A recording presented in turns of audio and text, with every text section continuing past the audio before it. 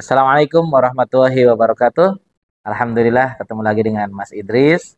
Mudah-mudahan selalu sehat, panjang umur, dan diberikan rezeki yang berlimpah, halalan thayyibah. Allahumma amin ya rabbal alamin.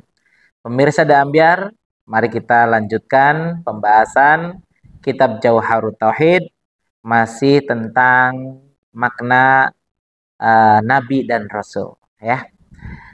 Hal-hal yang boleh dan layak terjadi pada nabi atau rasul lain juga sangat mungkin terjadi pada Nabi Muhammad Shallallahu Alaihi Wasallam.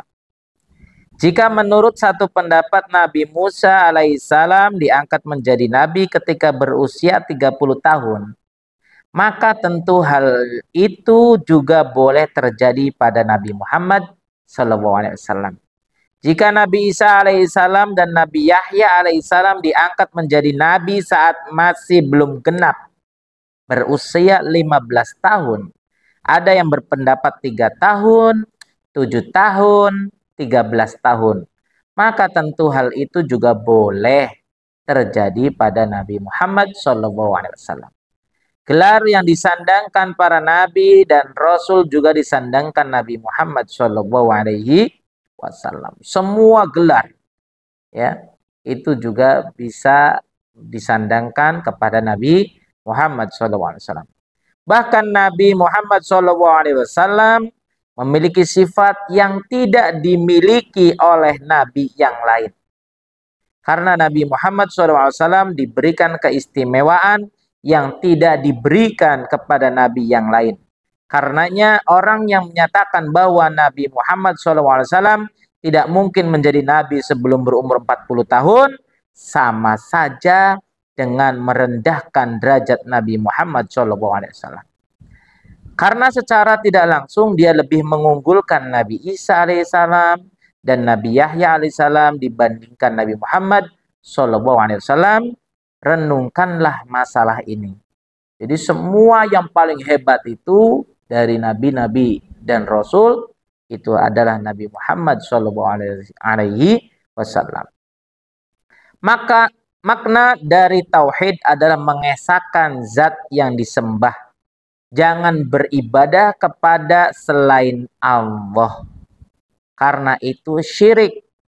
Ingat, syirik itu dosa yang sangat besar yang tidak diampuni oleh Allah Subhanahu wa taala. Syekh Ibrahim Al-Laqani menyebutkan ja'abit tauhid sebagai pengingat bahwa kitab ini membahas ilmu tauhid, ya, agar kita selalu mengesahkan Allah dan jauh dari sifat yang namanya syirik, ya. Adapun imam mazhab dalam ilmu tauhid ada dua, yaitu Syekh Abu Hasan Al-Asy'ari dan yang kedua Syekh Abu Mansur Al-Maturidi. Sedangkan imam mazhab dalam ilmu fikih ada 4, yaitu Imam Abu Hanafi, ya, yang kedua Imam Malik, yang ketiga Imam Muhammad bin Idris Al-Syafi'i, yang keempat Imam Ahmad Al-Hanbali. Jadi ada 4 di ilmu fikih. Semua nabi dan rasul sejak Nabi Adam alaihissalam diutus untuk menyampaikan dan mengamalkan ajaran tauhid, mengesahkan Allah. Jadi bukan hanya Nabi Muhammad SAW saja yang diutus menyampaikan ajaran tauhid. Ilmu ini dinamakan ilmu tauhid karena pembahasannya utamanya adalah sifat wahdaniyah, esa. Dan juga dinamakan ilmu kalam karena yang dibahas adalah sifat kalam, berfirman. Nabi Muhammad SAW menyampaikan ajaran tauhid saat Mekah sedang kosong dari agama tauhid. Agama adalah suatu yang telah diterima, diikuti dan dilakukan.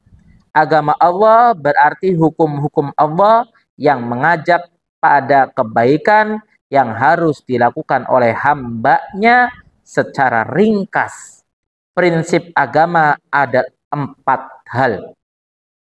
Yang pertama, sidqul qasdi, niat yang benar. Artinya akan melakukan ibadah dengan niat ikhlas hanya karena Allah Subhanahu wa taala.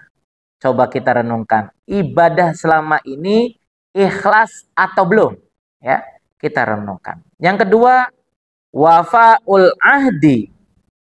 Artinya menunaikan janji.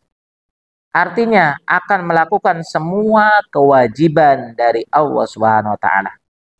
Yang ketiga, tarkul muharramati. Artinya meninggalkan semua yang diharamkan oleh syariat Islam. Ayo, kita tinggalkan semua yang diharamkan oleh syariat Islam. Yang keempat, sihhatul aqdi. Artinya akan berpegang teguh pada akidah ahlus sunnah wal jamaah.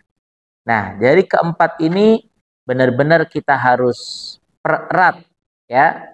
Kita tauhid kita kuatkan, ya, agar kita selalu mengenal Allah, selalu mendekatkan diri kepada Allah Subhanahu wa taala. Mungkin cukup sekian. Wabillahi taufiq wal hidayah. Wassalamualaikum warahmatullahi wabarakatuh.